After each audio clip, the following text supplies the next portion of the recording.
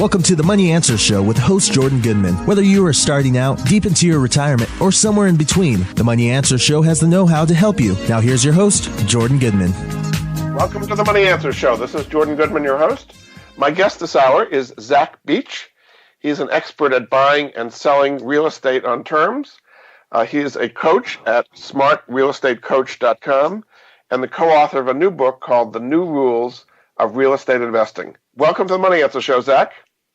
Hey, thanks, I appreciate your time, and thanks for having me on. I'm excited to bring your audience some value here. Excellent.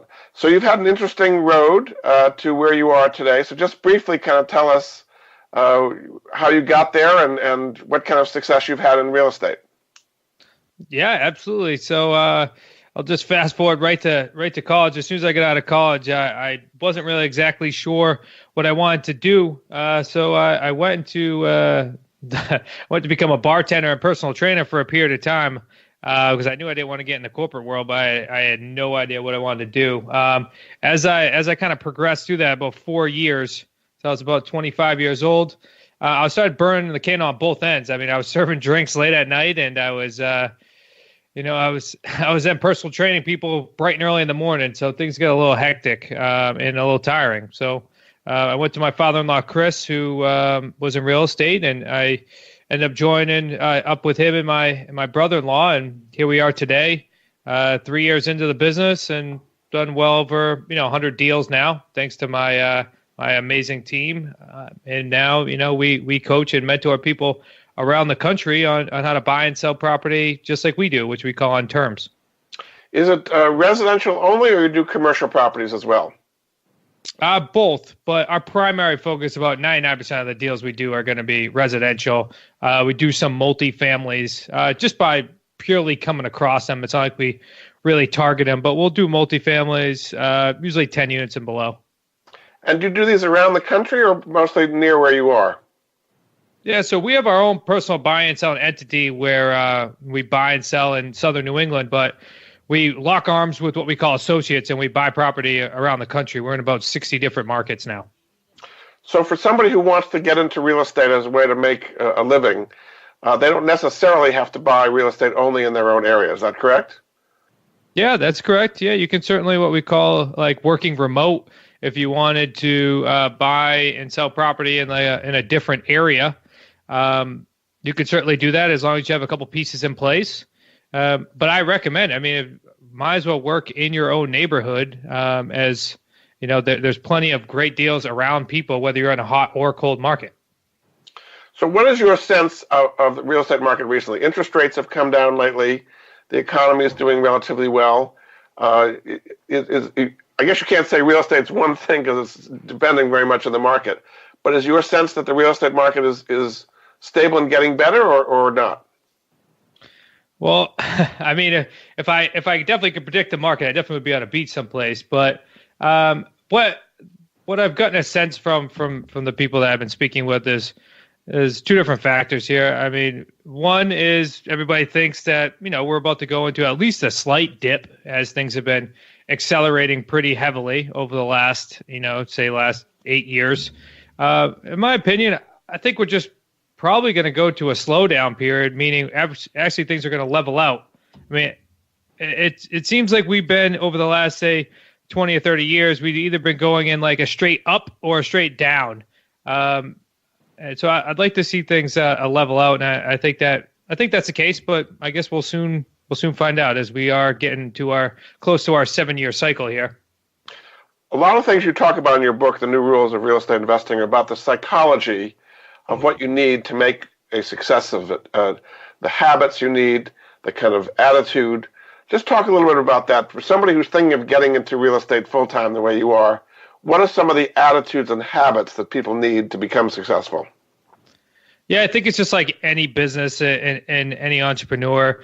We dive into a lot because in our book we're interviewing not only ourselves, but we also have 20 other people that are very successful in the industry. And I think what you have to really do is put your entrepreneur hat on, because a lot of people that we end up teaching or people that end up coming into the industry are coming from a totally different walk of life, which is they're either in the corporate world or they're or they have like just a regular job, and you're really going to put your entrepreneur hat on here because you end up becoming your own boss. So your mindset really has to determine how successful you're going to be. So you just have to know that you're really going to be putting on.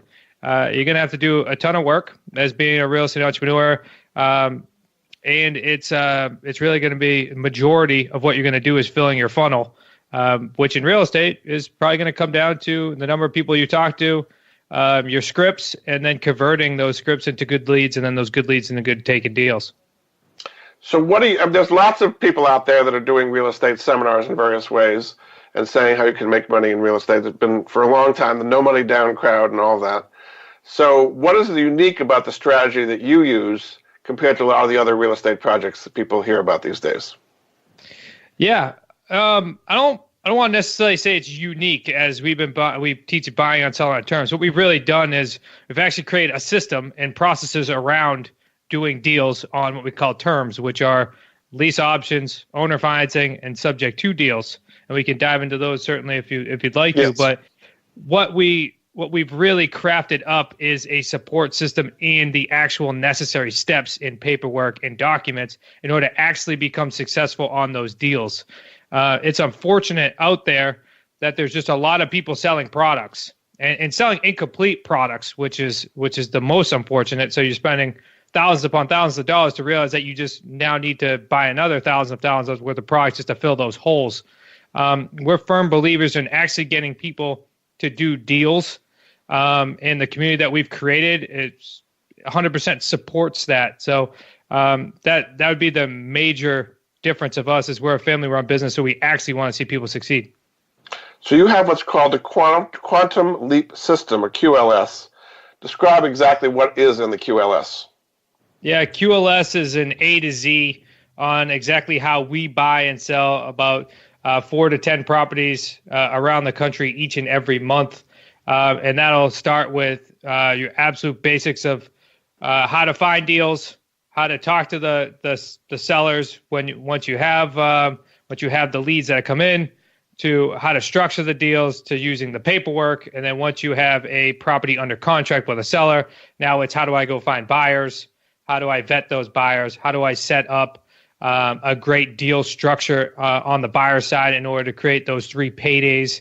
And then how to create, wealth as you go down the line, and how to actually do it right and legally. So full A to Z. And then there's documentation. There are the contracts and all those kind of things. People don't have to create it because you've created it for them. Is that right? Yeah, that's 100%. We've spent tens of thousands of dollars with attorneys to make sure those contracts are as tight as possible. And the amazing thing, and I would say one other thing that separates us, is we're actually still doing deals day in and day out, both locally and nationally. So our contracts, as we go through a hiccup, as we navigate this market, as we learn new lessons, those contracts get updated and they get placed into the Quantum Leap system, along with everything else and every other module that's in there. Is we're constantly cycling through that, and we have it all online, so that way we can constantly update it, because we're still buying and selling. We're still in the trenches, so things do change as times change. So we want to always keep that on the cusp. Now, you say you're doing things on terms. Maybe describe what you mean by doing deals, with terms. Yeah, so it really boils. Well, we have about 4 strategies that we use. But really what it comes down to is when we're buying and selling on terms, it's really more or less a contract. You're negotiating terms with the seller. So the different strategies that we have are lease options, or what we call a lease purchase. We have owner financing, meaning that the seller is going to hold the note. And then we have what we call subject to deals, which we're buying the property subject to the existing loan. So there's still debt on the property and you're just taking title on the house. And then our last one is what we call like an assign out, which is simply the easiest way to put it is like wholesaling a lease option deal. All right, and we will get into all those in more detail as well. Yes. So the first step before you actually do this is be set up as an LLC. Is that correct? You want to create a business structure that can handle all this? Is that what the first thing that people should do? Well, I think number one, when you first enter any industry, it's find a niche that you really want to get involved with. Let's say you love this niche, and then find a mentor, somebody that's doing it ahead of time. And that way you can follow them. And then, yes, of course, I want you to, once you start working your systems, get an LLC created, because I'd never want you to sign personally. You always want to sign with the LLC. So you have a chapter of the book on the LLC. What is the advantage of having an LLC and doing real estate deals? Well, there's obviously tax benefits associated with it. But as far as your LLC, I just never want you to personally guarantee anything. Even if you're buying owner financing, you're buying a lease option. Instead, I want you to sign it with your LLC, because that's definitely that's going to take away the liability. It's unfortunate, but if you read the book and if you've read our other book, Real Estate on Your Terms, we've created the business this way because my father-in-law, Chris, got hit hard in '08, and he personally guaranteed everything. So that's the last thing we want to do. That's why we teach you how to buy and sell property without using your own credit, without using your own cash, and without signing personally, and without even begging investors for money, because we always want you to be secure no matter what the market does. So if something goes wrong, you're not personally guaranteed, but the LLC, in effect, is signed for it. What happens to the liability if something goes wrong and it's being held inside the LLC? Well, it's going to depend on the option that we have, but let's say it's a lease purchase agreement. We actually have inside of our contracts, we have assignment clauses, which will certainly protect you, because the worst case scenario is you're going to assign the deal back to the seller. But let's say if you're doing owner financing, then really the LLC would be affected, not you personally. That certainly allows us to sleep better at night. Very good. Okay, we're going to take a break. The website that people can find out more about you is smartrealestatecoach.com. And the new book we talked about, The New Rules of Real Estate Investing, you do /new rules, and they can get the book that way as well. We'll be back after this with Zach Beach. Welcome back to the Money Answer Show. This is Jordan Goodman, your host. My guest this hour is Zach Beach. He is a coach at smartrealestatecoach.com. He's also one of the co-authors of a new book they just came out with called The New Rules of Real Estate Investing, which you can get at smartrealestatecoach.com/new rules. Welcome back to the show, Zach. Thanks. I'm happy to be back. Let's do it. So let's go into the 4 strategies in some detail here. The first one is lease purchase. So explain how that works, and maybe just give us a recent example on how you did a lease purchase deal. Yeah, let's hit this. So a lease purchase simply means that let's say if you're the investor, you and the seller are going to agree upon a price today.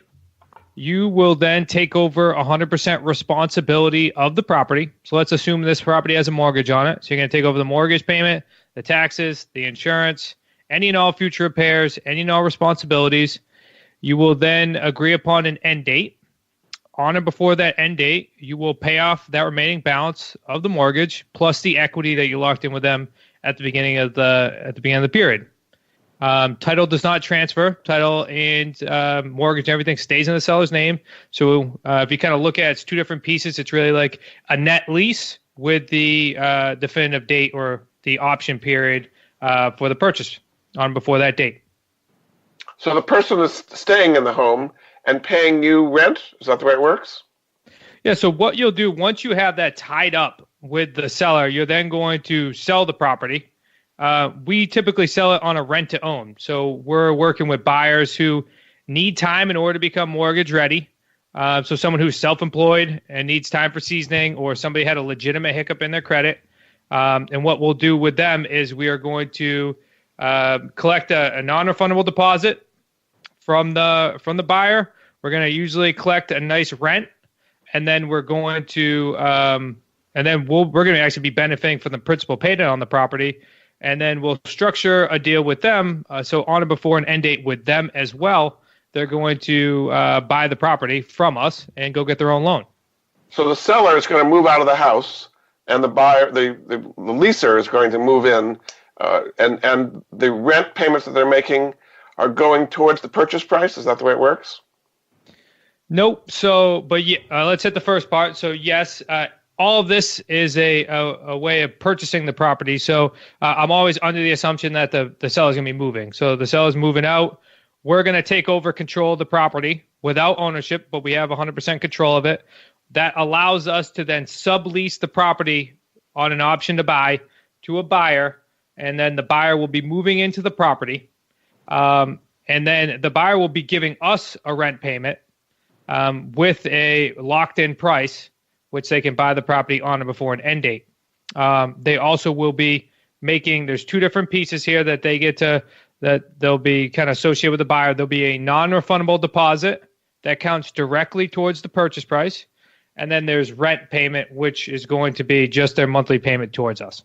And that rent has to be more than the cost of the mortgage and the insurance and the taxes and the upkeep. Is that right? It's got to be positive cash flow for you? Ideally, yes. There's always moving parts associated with deals where on average, what we call our payday two. When you read into our books, payday two, which is the spread that you're collecting between collecting from the buyer from the expenses that you have to pay out. So that's your net spread, and that's on average about $300. So before you do this project, are you going to have lined up the buyer who wants to rent to own, or do you just assume you're going to get one and do the project, do the deal with the seller before you've lined up the buyer? Yeah, typically we'll put a property under contract first. Now that we've been in the business a long time, we do have a larger list of buyers. So typically like 1 out of 4 deals, we'll just go and we'll sell it right to our list of people who have already kind of gone through our process. But no, we typically would tie up the property, especially if you're going to be a first-time like investor or you're just getting started in the business. You can just tie up the property with the seller, make it contingent upon finding a third party. And then once you have a third party, that tenant buyer, then you would take over responsibility of the property. So there's no financing involved? I mean, the amount of money you need to buy out the seller, it's not coming from the rent-to-own people. Where is that money coming from? Yep. So what's happening is you're actually working with the buyer who's eventually going to get their own mortgage. So the end result is, yes, that tenant buyer is going to be working through our process, needs our rent-to-own program. That way they have the ability to improve their credit or work with a bank or a lender to get their seasoning down, and then they're going to go get their own loan in the future. So there will be financing done. You as the investor don't have to worry about the financing. The financing is going to be taking place with the rent-to-own buyer because they're the ones that eventually are going to become that homeowner. So you're really just bridging that gap. But if they're not ready to do a mortgage at first, as you say, they need seasoning over time, they've got to get financing to finance the deal until they're ready to take out their mortgage. When they take out their mortgage and buy the home, that's kind of the end of the process. Is that right? That is correct. In the meantime, there's no financing. In the meantime, they're just paying us rent payments, which we're continuous. So once we collect the rent payments from those tenant buyers, we're going to be paying the mortgage and everything on the property. In the meantime, the tenant buyer is working towards getting a mortgage. So everything is still being held by the seller until that tenant buyer can go get financing in the future. So the seller is getting money. The house has been taken off his hands, in effect. He doesn't have to pay the mortgage or expenses. But when is he going to get paid for the house? Yep, great question. So at the beginning, that's why we call it like a sandwich lease option. So we're sitting in the middle. So we have an agreement with the seller. Let's just do an example here. So let's say that we agree upon, a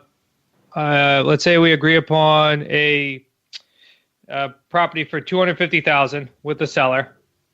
We're then going to take over their mortgage, maintenance, taxes, insurance. Say their PITI is roughly, let's just make something simple, $1,000 a month.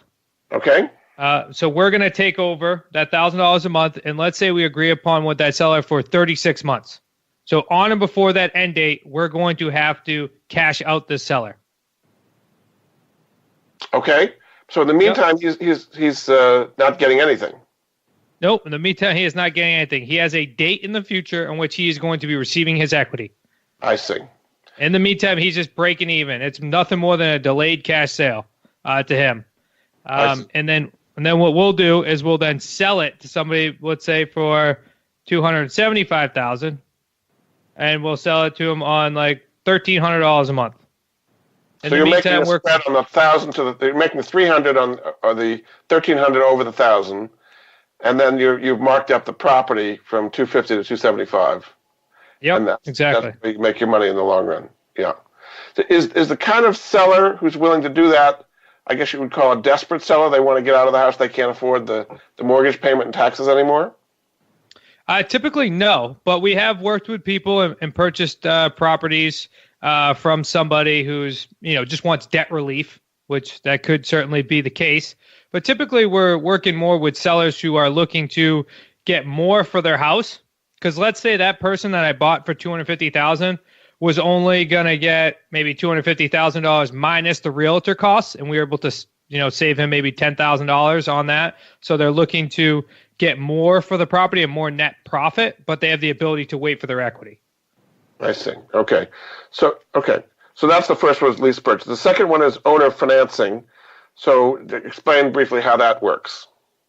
Yeah, so owner financing simply means that you're going to close on the property with the seller. You're going to then take title, and then the seller is going to they're going to act as the bank. They're going to hold the first position on the property, and we're going to be making principal-only payments, actually, to the seller each and every month.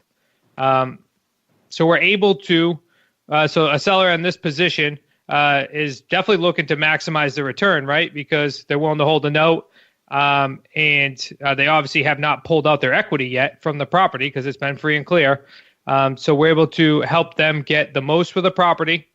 We'll structure a deal with them, certain amount of time frame. Typically, it's like 48 to 10 years, 48 months to 10 years before they receive their balloon payment. But we'll be closed on the property, making principal-only payments for a period of time. We hold title, and then we'll cash them out on a balloon payment.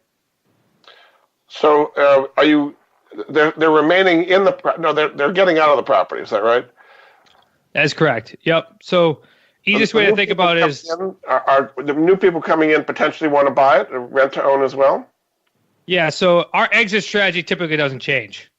We're always going to be selling our properties through our rent to own program. Our primary focus is that buyer. It's roughly about 80 to 70% of market nationally that cannot walk into a bank and get a loan. They need time.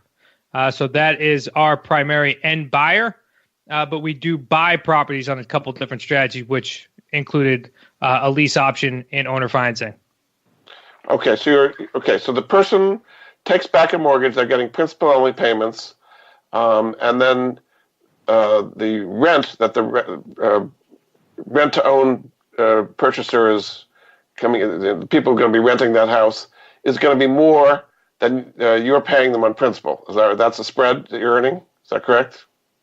It's still the same thing as the lease option since the first one we went over. So we're still going to be creating it to take over a spread. The difference here now is we're holding title, so we're the owners.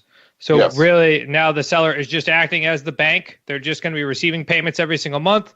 We're holding title. There's obviously some major benefits to that. So it's depreciation, tax benefits associated with that. Taxes are in our name, so of course we're paying those. Insurance is in our name, so of course we're paying those. And then, as you can imagine, these types of deals are extremely lucrative, as the principal that are coming off of these deals are significant, which leverages you against the market and or creates some really large back end profits when the end buyer gets to the finish line. So when you're doing the original deal how much you're going to make because you've locked in what you're going to pay the seller and what the buyer's going to pay once they're ready to buy. Is that right? That is correct. Yeah, we have a very good idea, as long as there's no default, right? Because our end buyers, there still may be default. We are still dealing with people. I would say we're able to cash out roughly 75% of the original buyer that goes in the house.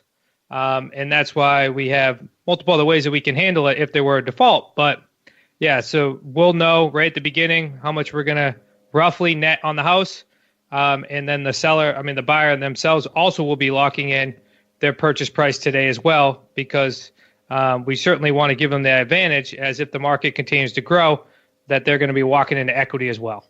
So they're locking in a price that they know in advance should be lower than the true market value a few years later. Is that what you're saying? That's exactly what I'm saying. Very good. All right, very good. We're going to take another break. This is Jordan Goodman of the Money Answer Show. My guest this hour is Zach Beach. He is a coach at smartrealestatecoach.com. He's also a co-author of a new book called The New Rules of Real Estate Investing. You can find out about that at their website, smartrealestatecoach.com/new rules. We'll be back after this. My guest this hour is Zach Beach. He's an expert at buying and selling on terms in real estate. He is a coach at smartrealestatecoach.com and the co-author of a new book called The New Rules of Real Estate Investing. You can find out about that at smartrealestatecoach.com/new rules. Welcome back to the show, Zach. Thanks for having me back. So we've talked about lease purchase. We've talked about owner financing. Your third strategy is what you call subject to deals. So explain how that works and maybe go through an example as well. Yeah, absolutely. So when we talk about subject to deals, it means that you are going to close on a property. So you and the seller are going to agree upon a price. And when you're buying it subject to, then typically you're agreeing upon exactly the exact balance of what they owe. A seller that would be selling on a subject to deal typically is somebody who's selling the property definitely for roughly about what it owes. And typically the market has told them that it's only really worth today what they owe. But we're willing to buy it subject to that existing loan. So the exact mortgage balance, because over the next period of time, and usually these are longer term deals, the hope is, or the game plan is, the principal on the house will pay down on the mortgage, and the market will appreciate. And that way you can create a nice spread, and say in the next 2, 3, 5, 10 years, depending on how you're going to cash flow it, eventually you'll create a nice spread, and you'll be able to sell the property in the long run. So the simple process is you and the seller agree upon that price, you'll close on it, you'll take title, but the mortgage itself will still stay in the seller's name. And that mortgage will stay in that seller's name until in the future, in which you either pay off the mortgage or you sell the property. And again, you're going to bring in a rent-to-own person to occupy the home and pay rent on it? That is correct. Yep. We'll still do that because at this stage in time, our rent-to-own buyers, as we were speaking offline, our rent-to-own buyers are willing to pay a premium on the house. That's why that's our primary exit strategy. Are willing to pay a premium on the house because they're able to lock in their price today, and they're getting the ability to buy a home without having to get financing today. So even if we're buying the property roughly what it owes today, we could sell it because we're giving them, say, 24, 36, 48 months down the road in order to close on it. We're able to sell it as a premium as the market will appreciate and the principal will come down on it. So that would be our primary exit strategy there. And the reason the seller is willing to pay it for the amount owed on the mortgage is they want to get out from under that mortgage, basically, and they don't see much appreciation potential. Is that right? Yeah, typically this is somebody that needs mortgage relief. As we were alluding earlier in the show, this would be primarily somebody that's more of in a desperate position. Yeah. Somebody that's wants mortgage relief, or maybe even is in some sort of arrears, which we need to catch them up on, and just really doesn't want to have to deal with the property anymore. We bought one more recently. This happens to be someone that's not in a terrible position, but just the market isn't responding where they are, and they're actually in the military, and we bought a property over here in Connecticut, and he lives like all the way out in Indiana now. So he just didn't want to have to worry about the title, didn't want to have to worry about taking care of the property anymore, but was okay because he wasn't going to get another mortgage anytime soon to just leave the mortgage in his name. So that's why we took it subject to the existing loan. Okay. And then your fourth strategy is what you call a sign out or wholesaling. Explain how that works. Yeah, I just want to describe it as like a wholesale and a lease option. Really, in a sign out simply means that you and the seller are going to agree upon a price, very similar to the first option, which was the lease purchase. You and the seller are going to agree upon a price. What you'll then do is have an agreement signed up because you're typically, you wouldn't be a realtor, or at least we don't hold our realtor license, so we can't market the property without having equitable interest in the home. So what we'll do is we'll agree upon a price. We'll then take it to our rent-to-own market. And once we have a buyer in hand, we'll then bring them through our normal buyer process, which is a vetting process. And then we will present this buyer's package to the seller. And if the seller agrees, we will then simply have them sign with our attorney, and then we'll assign that buyer to the seller. We'll collect the non-refundable deposit. The seller will also take a piece of that. And now the seller has now stepped into our position, and they're the ones that are going to be benefiting from the principal pay down and the spread every single month. And so you're making a spread because the service you're providing is bringing the buyer that the seller couldn't find on their own. Is that right? That's correct. Yep. So we would just be presenting them or assigning them a buyer. And then in that, we're only getting paid once. We're not getting paid on all 3 paydays. We're only getting paid on the first non-refundable deposit, which is, again, above and beyond what we agreed upon the seller with. Yeah. So when you have a situation, how can you tell which of the 4 strategies is the best one to proceed with? Yeah. So anytime I'm talking about owner financing, I'm typically talking about a property that's free and clear. There's no debt on the house. So that tends to be the option that I'll gravitate to if there's no debt on the house. If there is debt on the property and the market is telling me that it's only worth what the debt is on the house and simple subject to their our main strategy, I would say, is a lease purchase because most houses, I think it's about 2/3 of houses have debt on the property. And it's a very simple transaction if you're leaving the title in the seller's name. So a lease purchase makes a heck of a lot of sense on a majority of the time.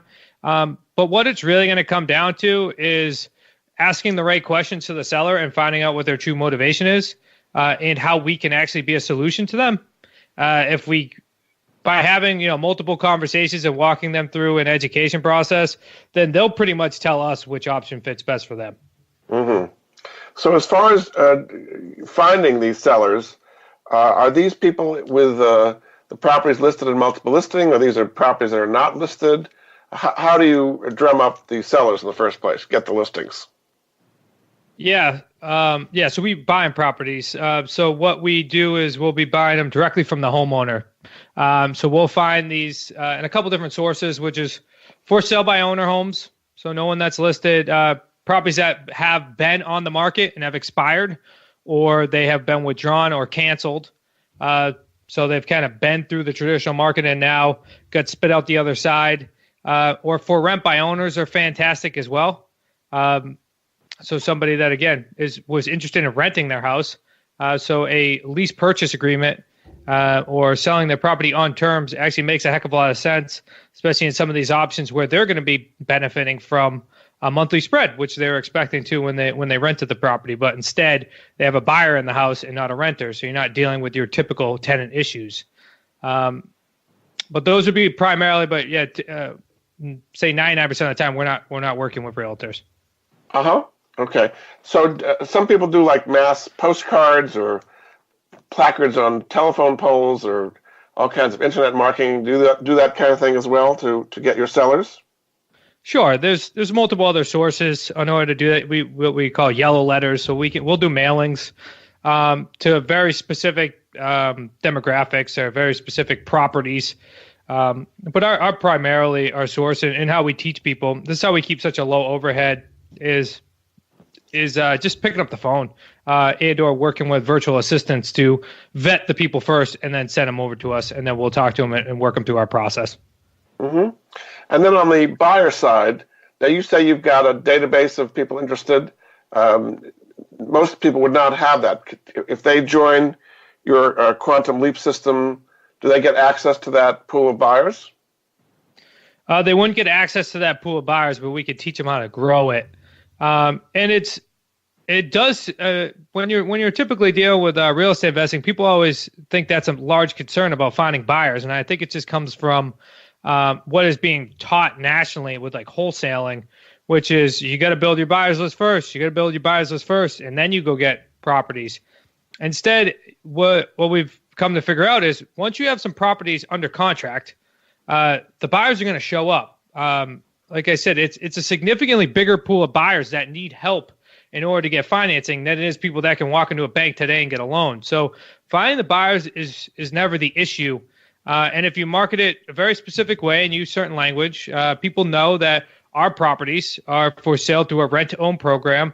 And then we work them through a qualification process, an education process, and then they'll wean themselves out. But as you acquire properties, you just have them enter onto your list and just let them know once we get a property in your area that you'll be the first one to be notified. Doesn't take long to build a significant list of buyers. And then when you have a property, do you put it out to several people and they're competing against each other for that deal?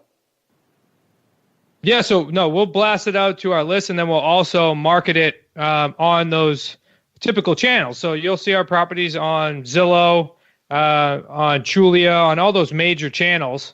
And then we typically will have multiple people competing for the property, yes. And we work them through a process which will tell us how much non-refundable deposit they have now. It'll tell us their debt-to-income ratios, their credit scores.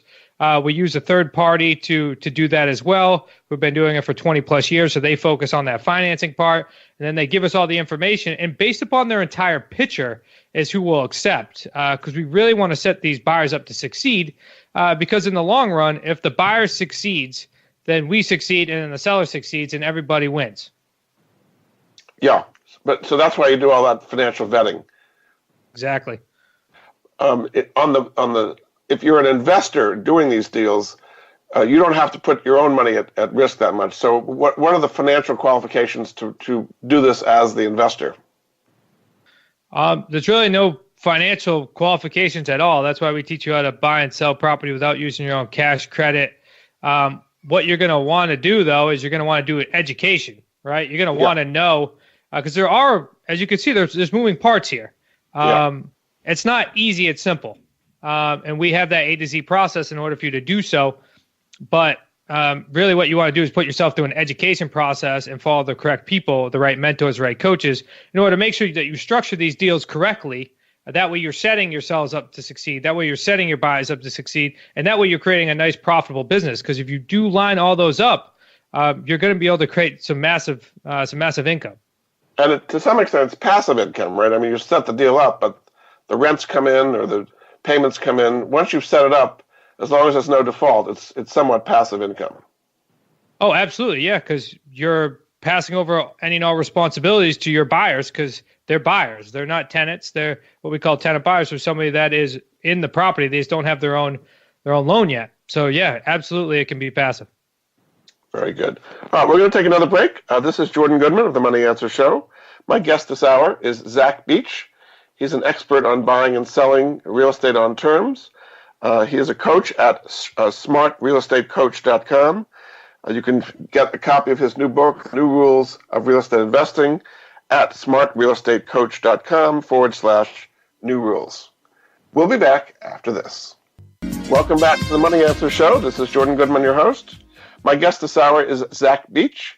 He's an expert at buying and selling real estate on terms. He works at smartrealestatecoach.com. And the new book they just came out with is The New Rules of Real Estate Investing. And you can get that at smartrealestatecoach.com/new rules. Welcome back to the show, Zach. Well, I'm ready to go. So you've talked about the 3 payday strategy. Just briefly describe what the 3 paydays are, because they come in different places depending on which the strategy is. But tell us what the 3 paydays are.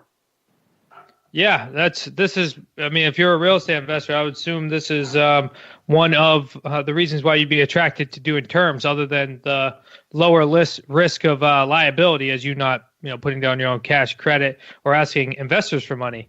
So our payday number ones. So when we'll just use a simple lease purchase deal. So we're assuming that there is a mortgage on the property. So what you've done now as a sandwich lease or a lease purchase, you've locked in a price with a seller. You've then sold the property at a higher price to a tenant buyer. So your payday number one would be the non-refundable deposit that you collect from your tenant buyer. So that's your payday number one. So they're going to come into the house. They're going to put down a non-refundable deposit before they move in. Typically, that's somewhere between, say, 5 and 6% on average up front. And then what we'll do over the period of time is we will structure more non-refundable deposit payments throughout their lease term. That way, we can help them get up to 10% or higher. That way, when they go get their own loan, they've already put down 10% on the property. Not only more likely for them to qualify more quickly, but also they're more likely to get a better rate, get into better programs, have a much easier transition into becoming a homeowner. So your first would be a non-refundable deposit. Payday number 2, as we kind of alluded to throughout the last couple segments, and that is the spread that you collect each and every month. So just let's say that you're paying a mortgage or principal, interest, taxes, and insurance to a seller or to their lender each and every month for $1,000, and you're able to get $1,300 on the open market for your monthly payment. So you're collecting a $300 spread each month, and that will be as long as the tenant buyer's in the property. Typically, we're talking about somewhere between 24 and 36 months. On average, it'll take our buyers to get qualified. Payday number 3 would be the difference in premium that you haven't collected already. So if you bought a property for $200,000, you sold it for $250,000, you only collected $25,000 up front. That means that $25,000 is for yours, the taking on the back end as well. So that's the additional premium. Also, super important right here. This is how you're going to create wealth in this business. So you're also going to be benefiting from the principal pay down on this house that you're going to be making payments on. So let's just say that you bought a property for $200,000, and there was a $150,000 mortgage balance on the property. Yep. What you're really doing is you are locking in that $50,000. What you're really doing is you're locking in that $50,000 to be paid out on or before that end date that you agreed with the seller. So the exact mortgage balance plus $50,000. So obviously, over a period of time, let's say over 36 months, that principal on that house has gone down. Let's say it's gone down $500 a month. I mean, that's significant over a long period of time. So that principal pay down is now your benefit. So when you go cash out the seller in the future, you're paying the exact mortgage balance plus that $50,000. So your payday number 3s are the difference in principal, because you're getting that benefit, plus the additional premium that you still have left over. On average, and this isn't for everybody, as your results may vary. I'm not going to say you go do a deal today and this is what you're going to get. On average, it's roughly about $72,000 to $75,000, all 3 paydays on each and every one of these houses. Over a longer period of time. I mean, some things could take 5 years or 10 years to pay off. Yeah, and the 5 to 10 years payoffs are definitely going to be significantly higher in these all 3 paydays. Anytime that we're doing like owner financing, and it could be, let's say anything over like $199, and you're doing owner financing, over 48 months, typically it's going to start reaching the 6-figure range as far as your total profits. Yeah, but you have to be able to wait that long. So you're creating a cash flow that's coming in over time, and then you get occasional big paydays, basically. Well, because you're able to set up your business in such a way where you're collecting money now, you're collecting money monthly, and then you're collecting money in the future. Yeah. So if you structure it correctly, as these start adding up, over say like we actually have what we call a 3-year $1 million plan, which shows you how many deals you need to do in order to reach $1 million in total profits. And what you're really doing is you're structuring some nice cash flow now, monthly, nice passive, and then in the future you're getting these large payouts. So eventually you can actually get off the treadmill and be able to just kind of sit back and let some of these properties cash out. Yeah. Now, one of the things you talk about a lot in the book is creating a team. This is not something that you can just do all as a single individual. Who do you need to be part of your team to make this successful? Yep. So it's going to depend upon how serious you're taking this, and if this is like something that you're going to go absolutely full time. I know I deal with a lot of type A people, and they want to do 5-10 deals a month. Then there's others who just want to build this nice cash flow stream or have a nice retirement fund there on the side and want to do like one deal a month or one every other month. So the way I would start by structuring my team is you have you as the individual, and then as you start to grow, you just have a part-time assistant, and then eventually increase that and also have what we call a virtual assistant. So somebody who calls on these properties that are advertising themselves for sale and gives you the leads. And then you then become the second follow-up and you're only dealing with a more qualified lead. So that's the way I'd always start my business. You'd have an assistant, virtual assistant. And then as you continue to scale, we like to bring in what we call like a seller specialist. So somebody that's 100% focused on the front end of the business who constantly brings in more leads. Because if you want to do more deals, really it's a if A, then B, if B, then C business. So you have to bring in, especially if you're tracking, and this becomes a very predictable business. If you're tracking your numbers, you'll know, okay, well, I need to bring in X amount of leads in order to do X amount of deals. So that is very front end intensive. So we'd bring in what we call a seller specialist. And then eventually you start bringing somebody who just works with the buyers, and then you're just doing the overseeing, which in more of like in a oversee position and only making those large, big scale decisions. But it's a numbers game on both sides. You've got to get a lot of leads in, and you got to get a lot of buyers and put them together, basically. It's a 100% numbers game. That's why everybody asks, or one of the comments when people come into our program is, okay, well, I'm in a hot market. Does this work? Well, yes, of course it does. All you have to do is your numbers are going to be adjusted. Is it going to take you more qualified leads in order to get a deal in a hot market? Yes. Is it going to take you less qualified leads in a cold market to get a deal done? Yes, but you could definitely accomplish it in all markets.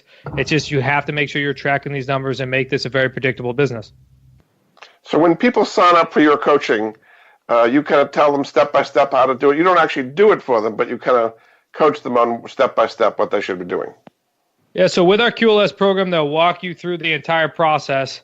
Now, if you end up joining what we call our associate program, which is the next step up, which is where we actually lock arms with you and do deals with you in the trenches.